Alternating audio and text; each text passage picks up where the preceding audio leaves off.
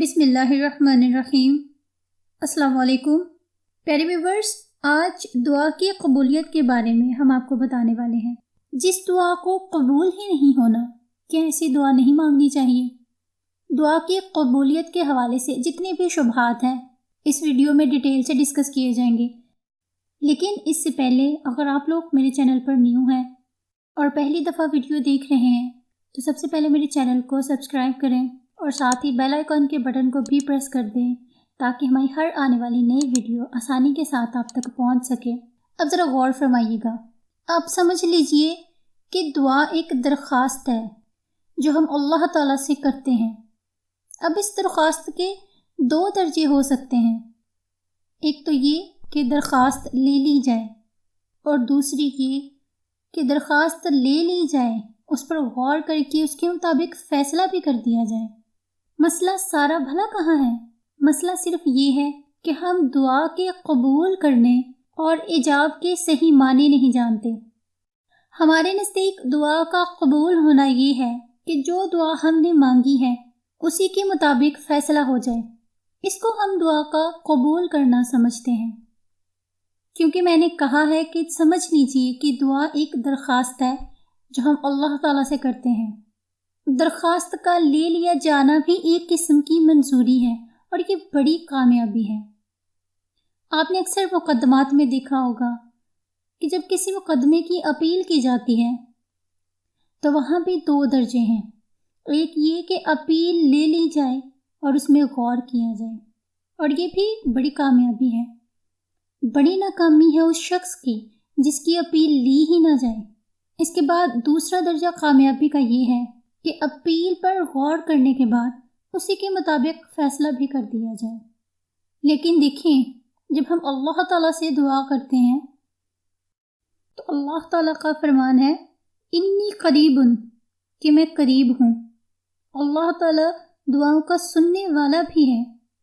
قرآن کریم میں دعا کے قبول کرنے کے لیے جو لفظ استعمال ہوا ہے وہ ہے اجیبو دعوت الداعی، اور اس آیت کا مطلب کچھ لوگ یہ لیتے ہیں کہ ہم ہر دعا کے قبول کرنے والے ہیں، اور ہمارے نزدیک قبولیت وہی دعا ہے جس کا فیصلہ ہمارے مطابق ہو جائے۔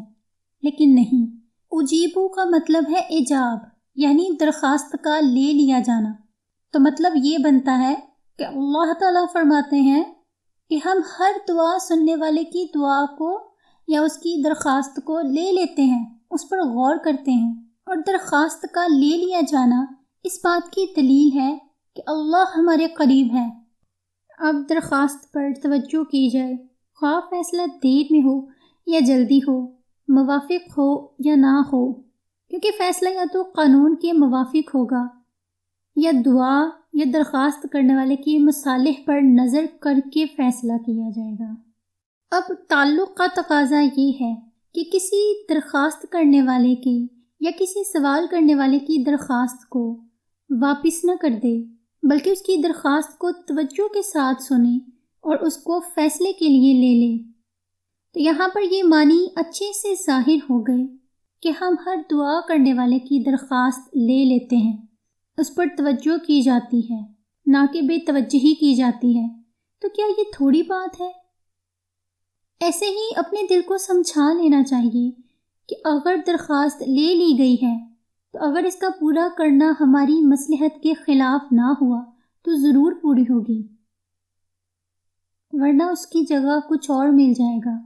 اللہ تعالیٰ کو دعا کے پورا کرنے میں کون سا قانون پابند کر سکتا ہے؟ کوئی قانون پابند نہیں کر سکتا۔ لیکن ہاں، اللہ تعالیٰ دعا کے قبول کرنے میں بندے کی مصالح پر نظر رکھتا ہے کہ اس دعا کا پورا کرنا اس کے لیے نقصان دہ تو نہیں ہوگا۔ تو اصل کامیابی تو یہ ہے کہ دعا کے مطابق فیصلہ کرنے کے ساتھ ساتھ وہ اس بات پر بھی نظر رکھے ہوئے ہے کہ کہیں اس دعا کے قبول کرنے سے کوئی نقصان تو نہیں ہوگا، اور اگر وہ دعا قبول نہ ہو تو پھر بھی اس کے بدلے میں اللہ تعالیٰ ہمیں اچھی چیز سے نوازیں گے۔ ایک موٹی مثال سے آپ کو سمجھاتی ہوں۔ جب بچہ اپنے باپ سے پیسے مانگتا ہے، درجہ تو قبول کا یہ ہے کہ باپ اس کی درخواست کو سن کر محبت سے اس کو پیار کر کے کہے کہ ہاں ہم نے تمہاری درخواست سن لی۔ اب کبھی تو وہ اس کو پیسے دے دیتا ہے اور کبھی اسے خیال آئے کہ پیسہ لے کر بازار جائے گا اور معلوم نہیں کیا خرید کر کھا لے گا یا کوئی نقصان دہ چیز نہ کھا لے، تو بجائے اس کو پیسے دینے کے کوئی چیز خود اپنے ہاتھوں سے لا کر دے، تو کیا اس کو یوں کہا جائے گا کہ درخواست پوری نہیں کی؟ ہرگز نہیں، بلکہ یوں کہا جائے گا اگرچہ صورت پوری نہیں کی مگر حقیقتاً درخواست پوری کر دی گئی، کیونکہ پیسے سے بہتر چیز اس کو دے دی گئی۔ اسی طرح یہاں بھی سمجھیں کہ حق تعالی حکیم بھی ہیں، قادر بھی ہیں، رحیم اور مہربان بھی ہیں، باپ اور ماں سے زیادہ بندے پر مہربان ہیں۔ اس کے بعد بھی جو کبھی طلب کے موافق ادا نہیں ہوتا تو دل کو سمجھانا چاہیے کہ ہماری درخواست کا پورا کرنا حکمت کے موافق نہ تھا، اس لیے اللہ تعالیٰ بجائے اس کے ہم کو کچھ اور نعمت عطا فرمائیں گے۔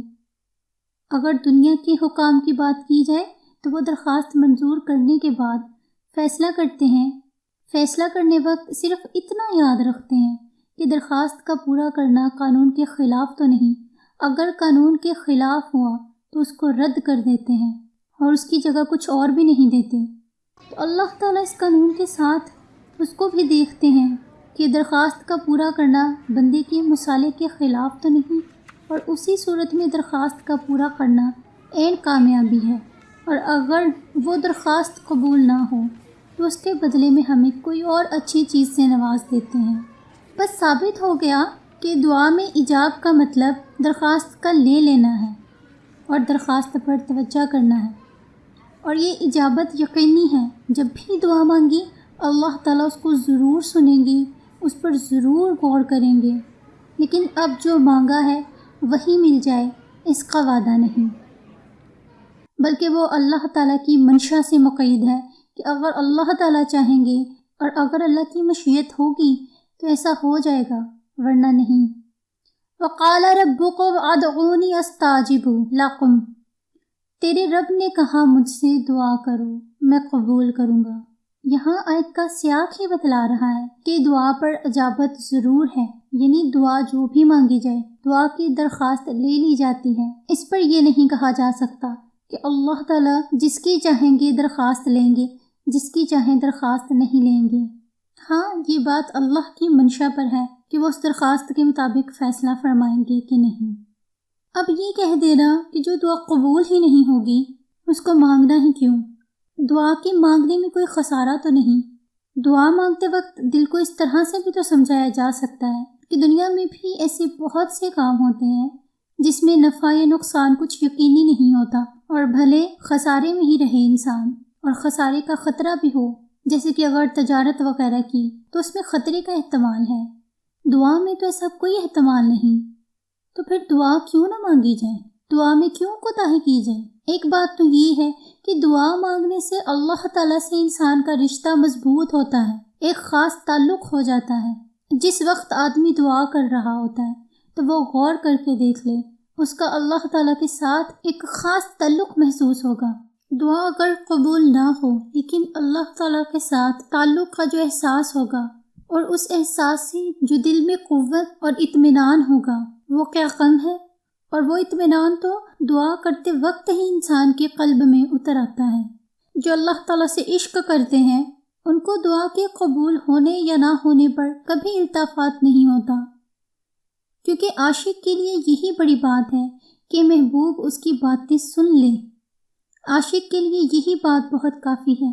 اس کے بعد اگر کسی اجابت کی دوسری قسم کا بھی ظہور ہو جائے، یعنی دعا سن تو لی، اب سننے کے بعد غور کر کے اسی کے مطابق فیصلہ بھی ہو جائے اور مزید عنایت چاہنی ہو، تو حق تعالیٰ سے خاص تعلق پیدا کرنا چاہیے، جس کا بہت آسان طریقہ دعا ہے۔ بغیر اس کے خاص تعلق پیدا کیا جائے تو وہ تعلق ہوائی تعلق ہوگا۔ اگر دیکھا جائے اور سوچا جائے تو حق تعالیٰ ہم سے بہت دور معلوم ہوگا۔ ہمارا ایک ہی تو خدا ہے، ہمیں اسی سے واسطہ پڑھنا ہے، ہم نے اسی سے مانگنا ہے، تو کیوں نہ دعا کے ذریعے سے اپنا اور اس کا تعلق گہرا کر لیا جائے؟ دعا میں کوتاہی کیوں کی جائے؟ وہ بہتر جاننے والا ہے، وہ بہتر سے نوازنے والا ہے۔ وہ تو ہمارے قریب ہی ہے، بس ہم ہی اس سے دور ہیں۔ اگر آپ کو ہماری ویڈیوز پسند آئیں تو ہمارے چینل کو سبسکرائب کر دیں اور ویڈیو کو اپنے دوستوں کے ساتھ شیئر کریں۔ نیکسٹ ویڈیو تک کے لیے اللہ حافظ، دعا میں یاد رکھیے گا، فی امان اللہ۔